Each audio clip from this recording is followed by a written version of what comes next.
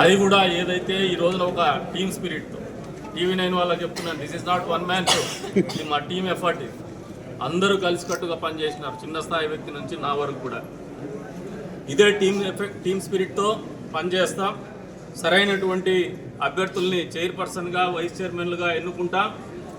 కదిరి మున్సిపాలిటీని, special grade మున్సిపాలిటీని అన్ని రకాలుగా ఆదర్శవంతమైనటువంటి మున్సిపాలిటీగా తీర్చిదిద్దే క్రమంలో మా అందరూ కూడా భాగస్వామ్యం కావచ్చు, మా అందరి ఆలోచనలు కావచ్చు, మా అందరి సంకల్పం కావచ్చు, మా చిత్తశుద్ధి కావచ్చు, పూర్తి స్థాయిలో ప్రజల కోసం పనిచేయాలని చెప్పేసి ఆలోచన కావచ్చు, అన్ని రకాలుగా ముందుకు తీసుకుపోతామని చెప్పేసి కూడా ఈ సందర్భంగా తెలియజేస్తున్నాము.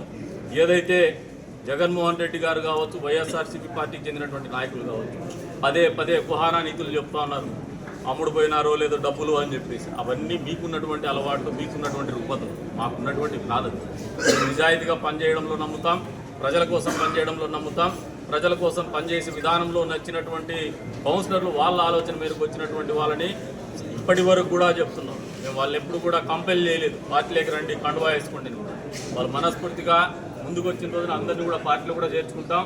వాళ్ళని పార్టీలో ఏ స్థానం కల్పించాలో, ఏ గౌరవం వాళ్ళకు పొందాలో ఆ గౌరవం కూడా మనస్ఫూర్తిగా ఇస్తాం. అభివృద్ధిలో భాగస్వామ్యులు చేస్తామని చెప్పేసి కూడా ఈ సందర్భంగా తెలియజేసుకుంటూ, మరొకసారి ఈ రకమైనటువంటి కార్యక్రమానికి సహకరించినటువంటి ప్రతి ఒక్కరికి కూడా, పాత్రికేయ మిత్రులకు కావచ్చు, అధికారులకు కావచ్చు, అదేవిధంగా కౌన్సిలర్, మున్సిపాలిటీ సిబ్బందికి కావచ్చు, చరిత్ర చంద్రబాబు నాయుడు గారికి దక్కుతుంది. ఇంతవరకు ఆ చరిత్రను తిరగరాసేటువంటి పరిస్థితుల్లో కూడా ఎవరు కూడా, ఏ ముఖ్యమంత్రి కూడా పరిపాలన చేయలేదు. మళ్ళీ 15వ ఆర్థిక ప్రణాళిక సంఘంలో పెద్ద ఎత్తున మున్సిపాలిటీకి నిధులు వచ్చేటువంటి పరిస్థితులు, అభివృద్ధి కార్యక్రమాలు చేసేటువంటి ఆలోచన కానీ, మున్సిపాలిటీలో పారిశుద్ధ్యం పడకేసినటువంటి పరిస్థితుల నుంచి ముందుకు తీసుకోవాలా, పారిశుద్ధ్యం మీద దృష్టి కేంద్రీకరించాలా. అంతే స్థాయిలో వార్డుల్లో రోడ్లు కావచ్చు, డ్రైనేజ్ వ్యవస్థను కావచ్చు, అదే రకంగా కుక్కల బెడదను కావచ్చు, లేదంటే పందుల బెడదను కావచ్చు, వీటన్నిటి దోమల బెడదను కావచ్చు, వీటన్నిటిని నివారించుకోవాలంటే, అంతేకాకుండా అన్యాక్రాంతమైపోతున్నటువంటి ఆస్తుల్ని కాపాడుకునేటువంటి క్రమంలో ఎక్కడైతే కౌన్సిల్ బలంగా ఏకాభిప్రాయంతో ముందుకు పోతుందో పరిపాలనా సౌలభ్యం ఉంటుంది, పరిపాలనా దక్షత ఉంటుందనే ఒకే ఒక నమ్మకంతోనే అందరూ కలిసికట్టుగా ముందుకు పోతున్నామని చెప్పేసి కూడా ఈ సందర్భంగా తెలియజేస్తున్నాం. జగన్మోహన్ రెడ్డి గారు కావచ్చు, వైఎస్ఆర్సీపీ పార్టీ వాళ్ళు కావచ్చు, ఈ రోజున గ్రహించుకోవాల్సింది ఒకటే, ప్రజాభిప్రాయానికి మించినటువంటి నిర్ణయం ఏది కూడా ఉండదు. ఈ రోజున ప్రజాభిప్రాయం మేరకే దాదాపు వాళ్ళు 20 మంది కౌన్సిలర్లు కలిసి వచ్చినటువంటి పరిస్థితిని కూడా నేను మనస్ఫూర్తిగా అభినందిస్తూ ఉన్నాను. ఎందుకంటే వచ్చే రోజుల్లో ఏ నమ్మకంతో అయితే చంద్రబాబు నాయుడు గారి పరిపాలన కావచ్చు, ఈ కూటమి ప్రభుత్వం మీద నమ్మకంతో కావచ్చు, ఇక్కడ మున్సిపాలిటీల అభివృద్ధి మళ్ళీ ముందుకు పోతుంది, ముందుకు పరిగెత్తించాలనే ఆలోచనతో కావచ్చు, వాళ్ళు తీసుకున్నటువంటి నిర్ణయం సహేతుకమైందిగా వచ్చే 10 నెలల కాలంలో మేము నిరూపిస్తాము, రుజువు చేసి చూపిస్తాము. ఆ నమ్మకంతోనే వాళ్ళకి ఈ సందర్భంగా ముందుకు వచ్చినందుకు గాను అభినందనలు తెలుపుతున్నామని చెప్పేసి కూడా ఈ సందర్భంగా తెలియజేస్తాను. ఒక కార్యక్రమం పూర్తయింది, రెండో అంకణం మొదలవుతుంది. మున్సిపల్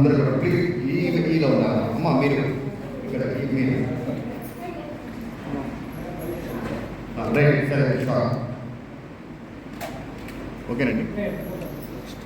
నెక్స్ట్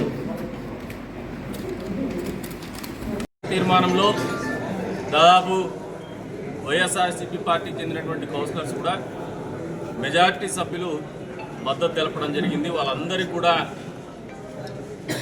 మా పార్టీ తరఫున, కూటమి పార్టీలో ఉన్నటువంటి జనసేన తరఫున, బీజేపీ తరఫున కూడా మనస్ఫూర్తిగా ధన్యవాదాలు తెలుపుతున్నాను.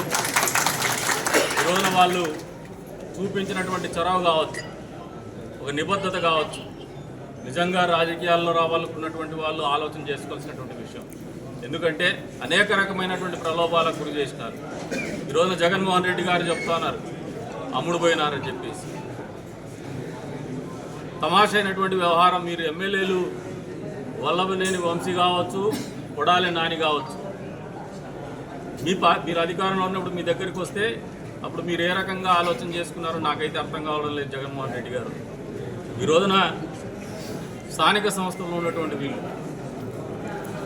ఒక 2000 ఓటర్లకు పరిమితమైనటువంటి అధికారాలు ఉన్నటువంటి వాళ్ళు కావచ్చు, పరిపాలనలో భాగస్వాములైనటువంటి వాళ్ళు కావచ్చు, వాళ్ళకు ఉన్నటువంటి విధులు కానీ పరిమితమైనటువంటి పరిస్థితులు అవి కూడా నిర్వహించుకోలేకపోతే ప్రతి నిత్యం కూడా జవాబుదారీగా ప్రజలకు ఉండాల్సినటువంటి వాళ్ళు జవాబు చెప్పుకోలేనటువంటి పరిస్థితికి పోయినప్పుడు వాళ్ళకు అర్థం చేసుకొని మీరే మార్చుంటే మీ గౌరవం ఉండేదని జగన్మోహన్ రెడ్డి గారికి తెలియజెప్తాను.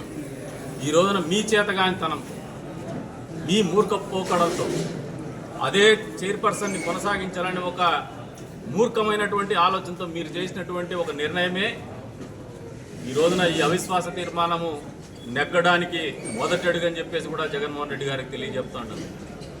అంతేకాకుండా చంద్రబాబు నాయుడు గారు ఏదైతే పరిపాలన కొనసాగిస్తున్నారో, మున్సిపాలిటీలకు నిధులు ఇస్తున్నారో, గతంలో 4 సంవత్సరాల పాటు వారు అధికారంలో ఉన్నప్పుడు ఈ అభివృద్ధికి నోచుకున్నటువంటి మున్సిపాలిటీగా మిగిలిపోయింది. అరకొర నిధులతోనే నడిపించే పరిస్థితుల్లోకి వెళ్ళిపోయింది. ఉన్నటువంటి జనరల్ ఫండ్స్ను వాడగలిగినారు కానీ మీరు కొత్తగా నిధులు ఇచ్చినటువంటి పరిస్థితి లేదు. అంతకు మునుపు చంద్రబాబు నాయుడు గారు ముఖ్యమంత్రిగా ఉన్నప్పుడు ఈ రాష్ట్రంలో 2000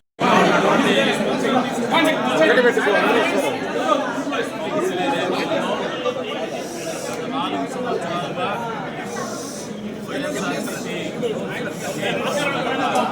అధికారం 11 నెలల పాటు 11 నెలల కాలంలో అంతకు ముందు 3 సంవత్సరాలు కానీ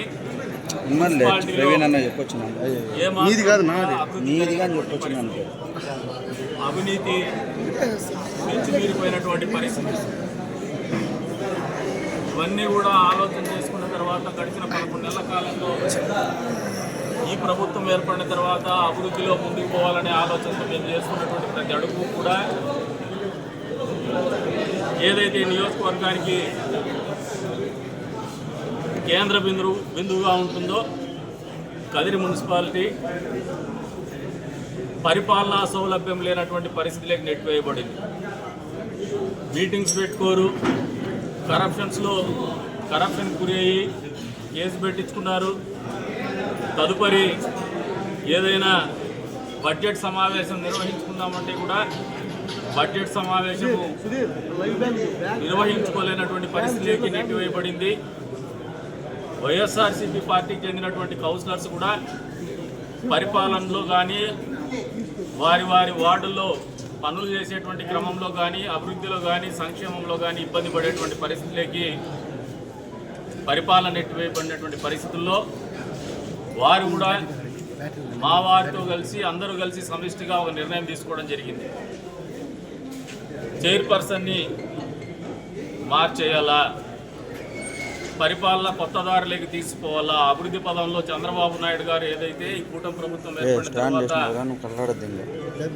అభివృద్ధి పదంలో రాష్ట్రాన్ని ముందుకు పెట్టాలనే ముందుకు తీసుకోవాలనే ఆలోచనతో ఆయన వేస్తున్నటువంటి అడుగులకు అనుసరిస్తూ వాటికి అనుగుణంగా పరిపాలన కొనసాగాలనే ఆలోచనతోనే మాతో పాటు కూడా వాళ్ళు కూడా కలిసి వద్దామనే ఆలోచన అందరం కలిసి ఒక ఏకాపురానికి రావడం జరిగింది. అందులో భాగంగానే అవిశ్వాస తీర్మానం కూడా ప్రవేశపెట్టారు.